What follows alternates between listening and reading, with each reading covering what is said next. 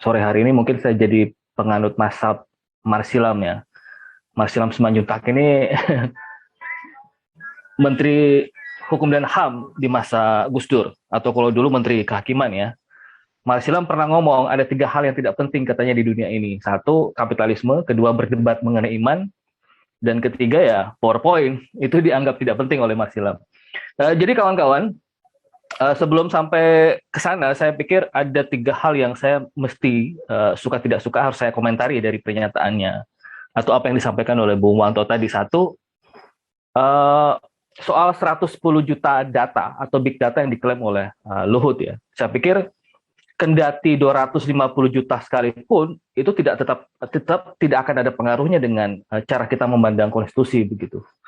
Jadi urusan konstitusi itu tidak ada kaitannya dengan suka tidak suka, tidak ada kaitannya dengan popularitas seseorang dan lain sebagainya. Kalau kemudian dia sudah sampai pada 2 kali masa jabatan, sebagaimana perintah konstitusi, ya selesai. Mau malaikat yang turun ke bumi sekalipun, dia tetap harus selesai gitu. Kalau kita bicara soal cara pandang konstitusional kita. Nah, yang kedua, soal penundaan pemilu. Tadi juga sempat disinggung bahwa Mbak Puan bersama pemerintah dan KPU kemarin itu sudah menyampaikan bahwa proses pemilihan umum tetap jatuh di tanggal 14 Februari 2024. Mungkin bagi sebagian orang itu selesai perdebatan soal tunda atau tidak menunda pemilu, tetapi bagi saya, sepanjang PKPU mengenai jadwal dan tahapan itu dikeluarkan oleh KPU, maka ini masih ada soal gitu. Ini juga bicara soal karena jadwal dan tahapan yang seyogyanya dibuat melalui PKPU akan menjadi dasar anggaran itu diketuk palu, maka sebenarnya perdebatan mengenai penundaan pemilu juga tetap menyisakan persoalan bagi saya. Jadi itu belum clear gitu ya. Kemudian yang ketiga, dan yang tidak kalah penting sebenarnya adalah soal pertanyaan Bung Bowo ke Bung Wanto tadi. Kok Luhut cawe-cawe gitu ngomong soal penundaan pemilu, apa kapasitasnya gitu. Menurut saya itu ada 2 hal kenapa sampai kemudian PDIP, partainya Bung Wanto, tanda petik ya, quote and quote tidak menegur Luhut ya. Satu, karena memang itu diskenarokan bersama, bisa jadi seperti itu. Yang kedua, bisa jadi memang PDIP sendiri itu khawatir dan takut dengan seorang Luhut gitu kan.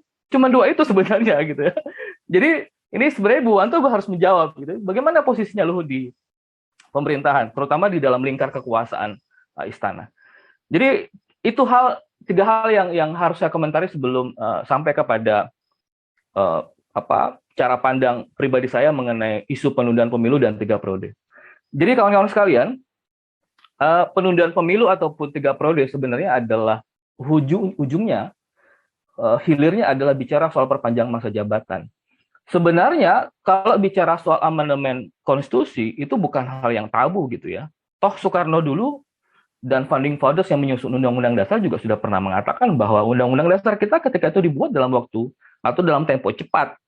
Mereka sebut sebagai revolution groundwork gitu. Jadi kalau kemudian ada perubahan-perubahan menyesuaikan kondisi zaman yang akan dilakukan di masa depan, itu adalah hal yang lumrah. Tetapi pertanyaannya adalah, apakah perubahan atau amandemen konstitusi itu memiliki raison d'etre yang berkaitan dengan ya hal yang fundamental bagi negara gitu. Kalau kita mencontoh misalnya Amerika Serikat, itu sudah 27 kali dilakukan amandemen terhadap konstitusinya. Kita baru 4 kali gitu ya. Tetapi keseluruhan amandemen yang dilakukan baik di Amerika dan termasuk kita 4 kali itu, 99 sampai 2002, itu berkaitan dengan hal-hal yang sangat fundamental gitu. Bicara soal hak asasi manusia, bicara soal struktur ketatanegaraan, bicara soal bagaimana kita mengelola negara ini, itu berkaitan dengan hal-hal yang kita kualifikasikan sebagai hal yang fundamental. Nah, kalau kemudian upaya penundaan pemilu itu coba untuk digelurkan terus-menerus, karena bagi saya upaya penundaan pemilu dan isu 3 periode ini kan bukan lagi sekedar bahaya yang sifatnya laten ya. Dalam kacamata saya itu sudah jadi manifest sebenarnya. Kenapa manifest? Karena itu terus-menerus digulirkan oleh elit politik, tidak berhenti gitu. Kemarin misalnya ketika ada pernyataan dari Pak Jokowi yang mengatakan bahwa kita tetap harus hakul yakin istiqomah dengan konstitusi gitu ya, kendati pun itu masih bersayap. Karena pada satu sisi Pak Jokowi juga mengatakan ya sebagai bagian dari negara demokrasi ya itu sah-sah saja lah berpendapat. Kan lucu juga, ini menurut saya pernyataan yang cherry picking juga. pilih-pilih gitu ya. Kalau HTI itu digebuk karena dianggap melanggar konstitusi karena bicara soal khilafah misalnya, kenapa untuk hal-hal yang menyangkut penundaan pemilu yang nyata-nyata khianat terhadap konstitusi itu justru tidak tegas ditegur gitu ya. Apalagi yang menyampaikan adalah orang-orang yang berada di sekeliling istana. Nah, kembali ke yang tadi, soal pemilu misalnya, dalam sejarah Republik ini itu memang ada beberapa kali ya, termasuk tadi disebutkan oleh Bung Bowo, sebenarnya bukan 69 ya, 68, tetapi sebelumnya sudah pernah dilakukan penundaan pertama kali di tahun 59. 55 pemilu pertama, 59 kemudian yang sejatinya pemilu digelar itu kemudian ditunda. Bahkan ada yang mengatakan kalau seandainya pemilu 59 itu jadi dilaksanakan, bisa jadi PKI yang memenangkan pemilu ketika itu. Kemudian 68 berdasarkan keputusan MPRS yang di ketua MPRS waktu itu adalah Abdul Haris Nasution, itu menetapkan bahwa paling lambat 1968 itu semestinya digelar pemilu. Tetapi pada akhirnya kemudian pemilu justru digelar, ditunda sampai ke tahun 1971 dengan pertimbangan seperti yang disampaikan oleh Bung Bowo tadi, ada kekhawatiran kalau pemilu digelar 68, 69 atau 70 bisa jadi kemudian ya Soekarno tetap memenangkan pertempuran di panggung elektoral di tahun kapan pemilu itu digelar. Terakhir kemudian di tahun 76 itu juga ditunda menjadi tahun 77 gitu. Karena ada proses penyederhanaan partai politik. Nah, yang saya mau bilang adalah bahwa sejarah penundaan pemilu 3 kali itu, pemilu pertama di 59, 55 sebenarnya, kemudian sampai pemilu kedua di 71, kemudian 76, 77 jadi ditunda, itu mengajarkan pada kita bahwa sebenarnya proses penundaan politik elektoral atau pemilu dalam hal ini itu di belakangnya penuh dengan skema politik yang sebenarnya lebih banyak bicara soal kepentingan politik golongan dan kepentingan politik pribadi masing-masing. Tidak ada hal yang fundamental yang mendorong penundaan pemilu. Coba kita lihat misalnya sekarang gitu ya. Ada 2 hal yang selalu disampaikan, yang kerap kali disampaikan oleh orang-orang di sekeliling pemerintahan sebagai alasan penundaan pemilu. Satu, misalnya bicara soal ekonomi. Kan lucu juga kalau kemudian ekonomi dijadikan sebagai alasan penundaan atau sebagai rasionalisasi penundaan pemilu itu, loh kalau kemudian kesulitan ekonomi, kenapa proyek prestisius IKN tetap dilanjutkan begitu? Atau mungkin kita pakai alasan yang lain. Kalau kemudian alasan ekonomi karena pandemi, toh tahun 2020, akhir 2020, pilkada serentak juga tetap dipaksakan, kendati pun dalam kondisi ekonomi yang porak-poranda gitu. Jadi sangat tidak masuk akal kalau kemudian yang dijadikan alasan penundaan pemilu itu adalah soal ekonomi. Kan itu terus yang digulirkan mulai dari Bahlil, Muhaimin, Zulkifli Hasan, Erlangga Hartarto, termasuk juga Luhut sendiri ya. Itu bicaranya soal alasan ekonomi. Kemudian alasan yang kedua itu lebih tidak masuk akal lagi soal popularitas. Itu yang saya sampaikan di awal tadi. Ini bukan soal popularitas, ini bukan soal mereka-mereka yang dianggap baik gitu ya. Kalaupun kemudian dewa-dewa diturunkan ke bumi memimpin republik ini, ya kalau kemudian konstitusi sudah mengatakan 2 periode, ya 2 periode. Tidak boleh kemudian ada penambahan masa jabatan, karena pada sejatinya penambahan masa jabatan yang keluar dari koridor konstitusi menurut saya adalah sebuah khianat terhadap konstitusi. Nah, yang kedua, kawan-kawan sekalian, penambahan masa jabatan juga mencoba mencari pintu lain selain penundaan pemilu melalui 3 periode gitu. Sebenarnya kalau kita baca, hal pertama yang meyakinkan saya bahwa upaya menambah masa jabatan dengan isu 3 periode melalui amandemen konstitusi adalah upaya yang betul-betul khianat terhadap konstitusi, itu kalau kita baca bagaimana suasana batin rakyat Indonesia di tahun 1998, ya Bung Wanto dan Bung Bowo misalnya adalah pelaku di 98, itu pasti paham betul bahwa suasana kebatinan rakyat Indonesia itu semacam memiliki trauma kolektif terhadap kekuasaan otoritarian Orde Baru Soeharto yang begitu sangat panjang gitu, 32 tahun. Yang kedua, kalau kita baca memori Van Tullichting, perdebatan perubahan pasal 7 di Undang-Undang Dasar yang mengatur masa jabatan 5 tahun bagi presiden dan wakil presiden, bisa diperpanjang untuk masa jabatan yang sama, hanya untuk 1 kali masa jabatan, sebenarnya kan itu diadopsi mentah-mentah dari TAP MPR nomor 13 1998, yang berarti kenapa dia diadopsi mentah-mentah, karena memang itu sedang berusaha membungkus suasana kebatinan tadi, bahwa ini loh yang dikehendaki oleh rakyat Indonesia.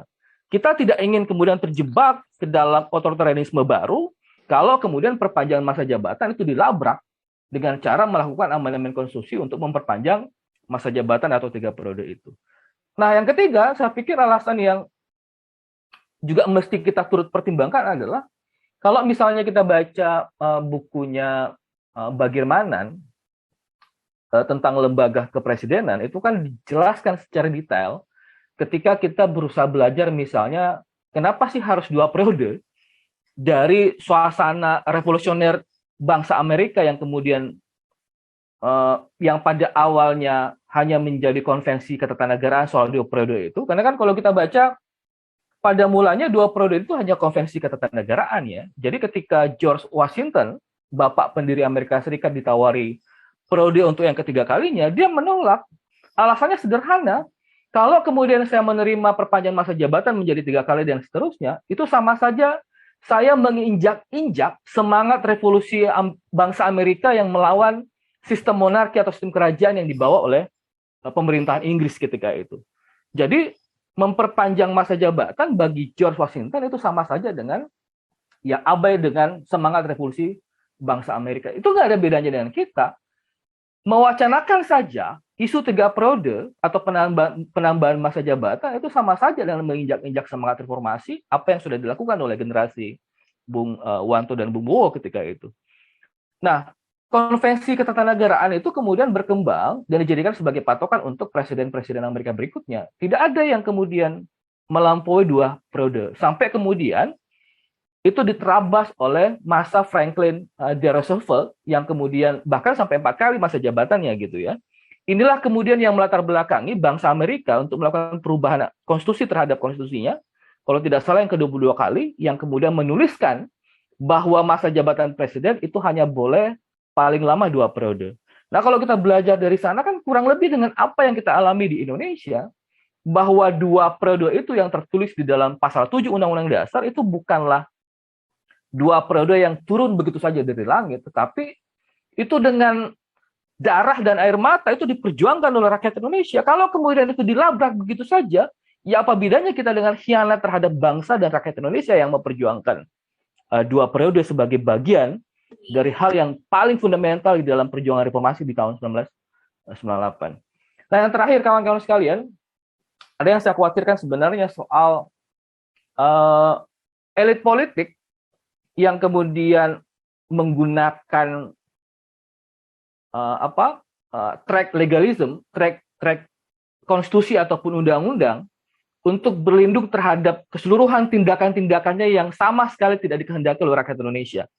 Ini yang disebut dengan gejala autokrasi legalism atau authoritarianism constitutionalism. Jadi seolah-olah semua tindakan yang diambil itu legal, padahal di baliknya atau beyond below ada persekongkolan jahat untuk yang merampas keseluruhan hak bangsa Indonesia termasuk proses demokratisasi kita sebenarnya. Jadi kalau misalnya kita baca apa yang ditulis oleh Huntington di dalam gelombang demokratisasi ketiga, Huntington kan selalu mengatakan bahwa ancaman terbesar demokrasi itu kan sebenarnya bukan lagi datang dari kekuatan ekstrasistemik seperti militer misalnya, TNI yang semasa Orde Baru dan lain sebagainya. Tetapi menurut Huntington, justru ancaman terbesar demokrasi hari ini adalah yang datang dari mereka-mereka yang terpilih secara demokratis.